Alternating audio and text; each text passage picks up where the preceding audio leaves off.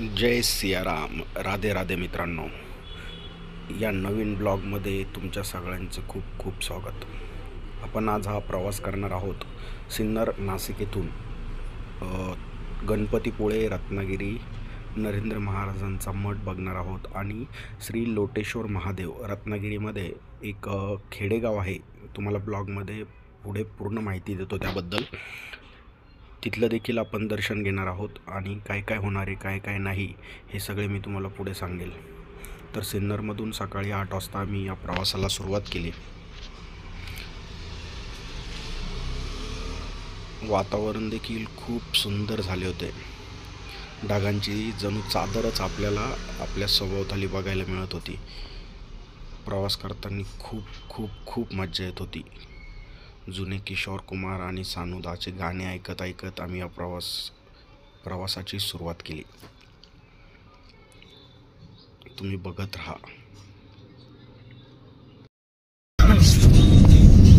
नमस्कार मित्रांनो, नवीन व्हिडिओ, नवीन प्रवास. Welcome to travelling with Praveen. मी आहे तुमचा आवडता प्रवीण. आपण नवीन प्रवासाची सुरुवात केली आहे सकाळी 8 वाजता, पण ब्लॉगिंगची सुरुवात करत आहे दुपारी 4 वाजता. आपण आहोत आता सातारा कोल्हापूर हायवेवर आणि बघत आहे येथे पावसाने देखील आपल्या नवीन प्रवासाची स्वागत केलेलं आहे. खूप असं निसर्गरम्य वातावरण आणि त्यात आम्ही आमच्या गाडीमध्ये निघालेलो आणि करतोय हा प्रवास. आणि काय काय घडतं आणि काय काय नाही हे मी तुम्हाला सांगणार आहे. तुम्ही बघत राहा, खूप इंटरेस्टिंग होणार आहे हा व्हिडिओ. मज्जा, मस्ती आणि गाणी, खूप आनंदात हा प्रवास सुरू होता. बाजूचे नजारे बघत बघत आणि निसर्गरम्य वातावरण बघत बघत आम्ही हा प्रवास करत होतो. रस्ते पण खूप सुंदर झाले आता पहिल्यापेक्षा. खूप जोरदार असा पाऊस आणि त्यात ड्रायव्हिंग करताना माझा मित्र सागर महाजन आणि सहप्रवासी काकाश्री आणि विजू काका हे देखील आपल्या या प्रवासात सामील झालेले आहे. खूप इंटरेस्टिंग आणि मला तर खूप मज्जा येते. महाराज देखील आहे आपल्या सोबतीला. वरुण राजाने देखील हजेरी लावलेली आहे.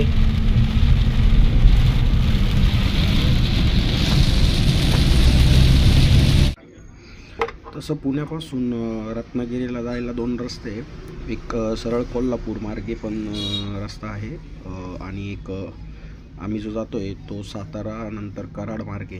कराडपासून राईट मारल्यानंतर चांगला रस्ता आहे तो पण. पुणे ते सातारा जो रस्ता आहे तो खूप सुंदर आहे, पूर्ण 4 लेन सिमेंटचा. आणि सातारा टू कोल्हापूर त्या रस्त्याचं काम चालू आहे, त्यामुळे आम्ही ते पुढे कोल्हापूरहून न जाता कराड मार्गे वळालो. आणि कराडमधून वळाल्यानंतर लगेच असं घाट सेक्शन चालू झाला. सिंगल लेन रस्ता आहे पण रस्ता खूप सुंदर आहे. खूप मजा येत होती प्रवासाला. एक एक गाड्यांना ओव्हरटेक करत आम्ही हळूहळू पुढे जात होतो. छोटे छोटे डोंगर आणि पूर्ण पावसाळा आत्ताच संपत आला आहे, म्हणजे संपला नाही म्हणता येणार. यावर्षी खूपच मोठा पावसाळा होता. पण हिरवळ जिकडे तिकडे चौकडे हिरवळ, म्हणजे पूर्ण डोंगर देखील हिरवे हिरवे आणि शेती, बाकीचे गायरान वगैरे खूप सुंदर असे हिरव्या चादरीने सजलेले आपल्याला दिसतात. खेड्यांतील रस्त्यांमधून गाडी चालवत जायची मज्जाच काही वेगळी. माझं तर खरं स्वप्न आहे माझ्या बुलेटवर ही राईड करायची. बघू आता कधी नशीब साथ देता येते. बुलेटवर, 2 व्हीलरवर किती मज्जा येईल यार. बघू लवकरच करू ते पण पूर्ण. पण खेड्यातील रस्ते आणि एवढं सुंदर खेड्यातील रस्ते पाहायला मज्जाच वेगळी. त्याच्यावर गाडी चालवायला बापरे, एक नंबर मजा येत होती. साईडनी पवन चक्क्या,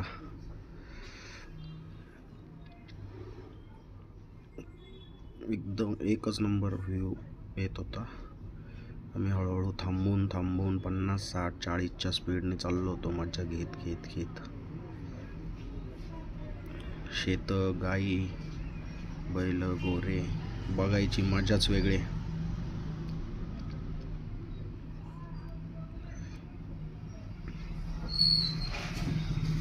पण एवढ्या खेड्याच्या ठिकाणी एवढे भारी रस्ते मानायला पाहिजे गव्हर्नमेंटला. पण मी 2-3 ब्लॉग बघितले, मी ज्यांना फॉलो करतो ब्लॉगर प्रवासाचे. गुजरातच्या रस्ते आपण खूप चांगले म्हणायचो, पण आता सध्या परिस्थिती अशी झाली की गुजरात आणि म्हणजे गुजरातपेक्षा राजस्थान आणि महाराष्ट्राचे रस्ते चांगले झाले. आणि याच्यासाठी पूर्ण क्रेडिट जातं आपल्या नितीन गडकरी साहेबांना. खूप सुंदर असे रस्ते ते सगळीकडे बनवत आहे, मानायला पाहिजे.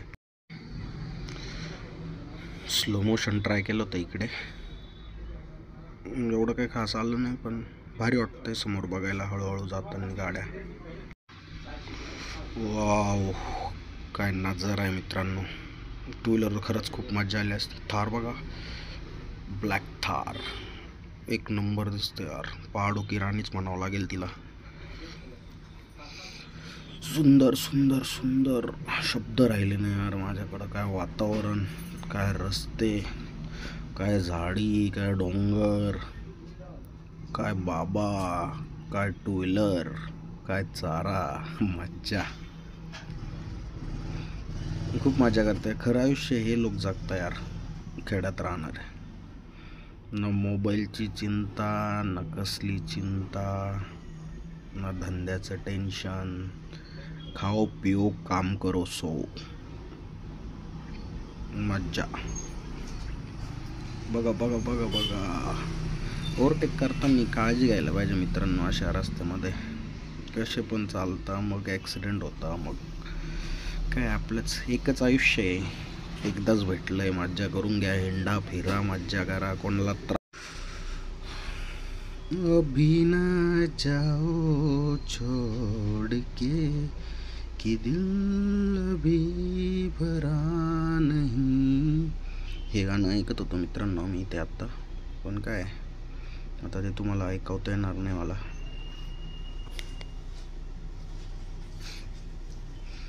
हा आणि हा लागला आंबा घाट.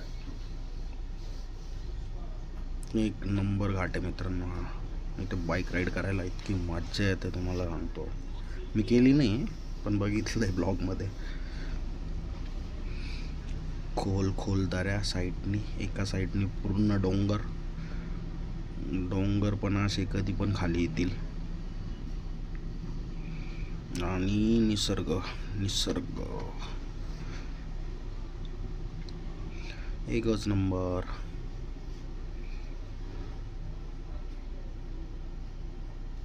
काय झाडी, काय डोंगर, काय दऱ्या, काय रस्ते, काय गाड्या आणि काय आमचा ड्रायव्हर. मित्रप्रेम. अपघात प्रवण क्षेत्र, वाहने हळू चालवा. MH13. कुठलं MH13? MH13 मधून कोणी व्हिडिओ बघत असेल तर सांगा तुमच्या शहराचं नाव कमेंटमध्ये. गो गॅस. पेट्रोल डिझेलचा टँकर आहे यार, केवढा टँकर आहे. कशी टन मारत असेल या ट्रक ड्रायव्हरांना पण मानावं लागेल सगळं. का गाड्या मारतात त्या, मस्त मस्त.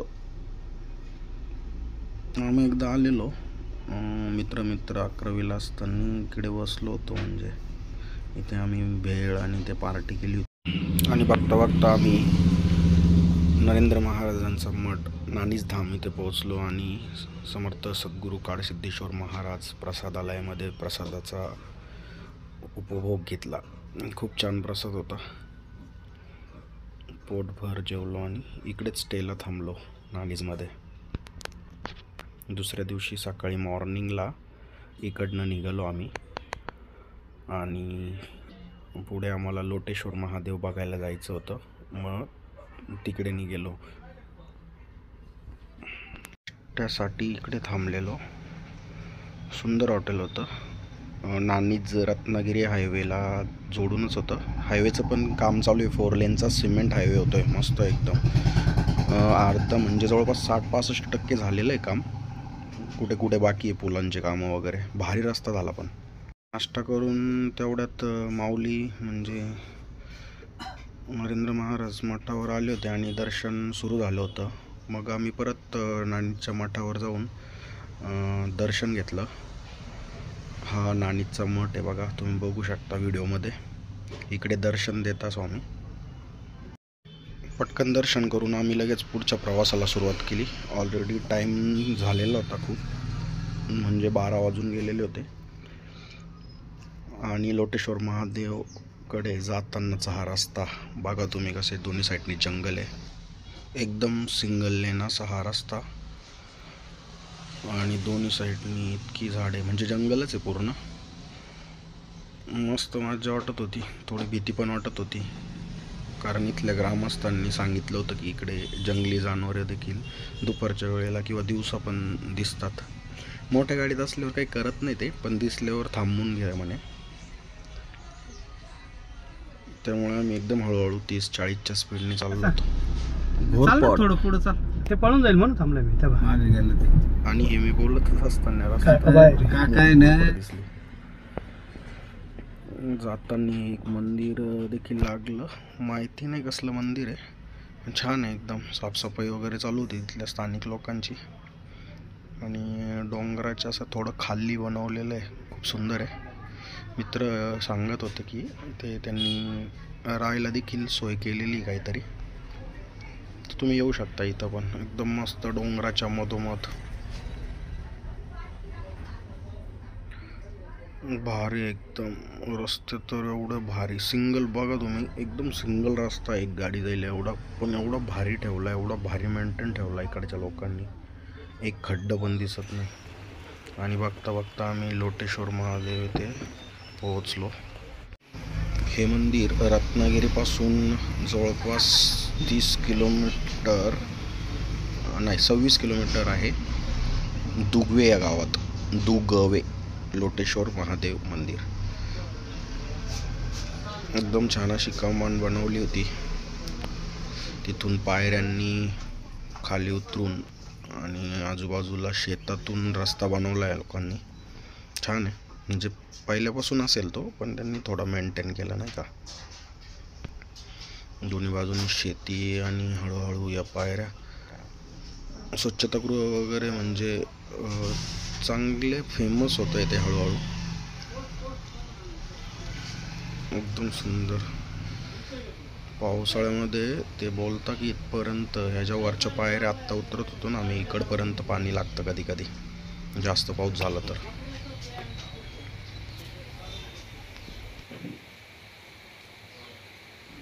रत्नागिरीपासून 26 किलोमीटर अंतरावर दुगवे या गावात लोटेश्वर महादेव मंदिर एका ओढ्यात एका पाषाणावर उभे आहे. ओढ्याला खूप पाणी आले तरी मंदिराला आत्तापर्यंत काही झालेले नाही. खूप पुरातन असे हे मंदिर पाहण्यासाठी अत्यंत सुंदर असे आहे. ओढ्यामध्ये एका पाषाणावर शिवलिंग आणि नंतर त्याला मंदिराचे म्हणजे पहिले फक्त शिवलिंग होतं आणि नंतर मंदिर बांधलं आहे लोकांनी. मग जायला यायला शिड्या वगैरे हे बनवलं. बघा तुम्ही, एवढा मोठा पाषाण आहे आणि ओढ्यात आहे. म्हणजे इथल्या लोकांचं म्हणणं आहे की 5-10 वर्षातून एकदा तरी असा पाऊस येतो की वरती शिवलिंगाला पाणी लागतं. आम्ही देखील या ओढ्याच्या पाण्यात खूप मज्जा केली. आता पाणी कमी आहे, पण खूप पाणी असतं कधी कधी. म्हणजे तुम्ही विचार करा, इथनं 4-5 फूट जरी पाणी वरती आलं तरी एवढा मोठा दगड हलू शकतो असं मला वाटतं. पण पूर्ण वरतीपर्यंत पाणी गेलं तरी तो आत्तापर्यंत हलला नाही इतिहासात कधीच. काय तो महादेवाचं स्वरूप आणि काय ते महादेव, एक ना एक त्यांच्या लीला अपार आहे. देवा शिवशंभो. दर्शन घेऊन निघाल्यानंतर रत्नागिरीत पोहोचल्यानंतर आम्ही जेवणाचा आनंद घेतला. कोकणी जेवण आणि सुरमई, वाह मज्जा ही आ गया पांडेजी. आणि त्यानंतर मी तुम्हाला घेऊन आलो आहे कोकणच्या एका लपलेल्या खजिन्याकडे, आरेवारे बीचकडे. जर तुम्ही गर्दीपासून दूर शांत आणि निसर्गरम्य ठिकाणी फिरायला जाण्याचा विचार करत असाल तर हे ठिकाण तुमच्यासाठीच आहे. हा बीच स्वच्छ आणि सुंदर आहे आणि याच्या आजूबाजूचा परिसर खूपच नयनरम्य असा आहे. तुम्ही इथे पाहू शकता किती शांत आणि सुंदर दृश्य आहे. स्वच्छ पाणी आणि मऊ वाळू हे एक शांत ठिकाण आहे जे तुम्हाला गर्दीपासून दूर घेऊन जाते. इथे तुम्हाला निसर्गाच्या सानिध्यात वेळ घालवता येतो. आरेवारे बीचच्या जवळ एक सुंदर व्ह्यू पॉईंट आहे जिथून तुम्हाला समुद्राचे विहंगम दृश्य दिसते. हे दृश्य खूपच सुंदर आहे आणि इथे येऊन तुम्ही खूप शांत आणि ताजेतवाने अनुभव घेऊ शकता. इथे फक्त समुद्रकिनाराच नाही तर आजूबाजूच्या परिसरातही खूप काही बघण्यासारखे आहे. इथे तुम्ही स्थानिक मंदिरे पाहू शकता आणि कोकणची संस्कृती अनुभवू शकता. जवळीलच गणपतीपुळे मंदिरही खूप सुंदर आहे. आम्ही गणपतीपुळेचं दर्शन घेतलं आणि रात्री तिथे स्टे करून जेवण करून दुसऱ्या दिवशी सकाळी आमचा प्रवास आमच्या घराच्या दिशेने केला. व्हिडिओ आवडला असेल तर चॅनलला लाईक करा, सबस्क्राईब करा आणि शेअर करा. धन्यवाद. पुन्हा भेटूया पुढील ब्लॉगमध्ये. असे नवीन नवीन व्हिडिओ आणि नवीन नवीन ठिकाण पाहण्यासाठी आणि नवीन प्रवासात माझ्यासोबत जोडण्यासाठी चॅनलला सबस्क्राईब नक्की करा. धन्यवाद मित्रांनो.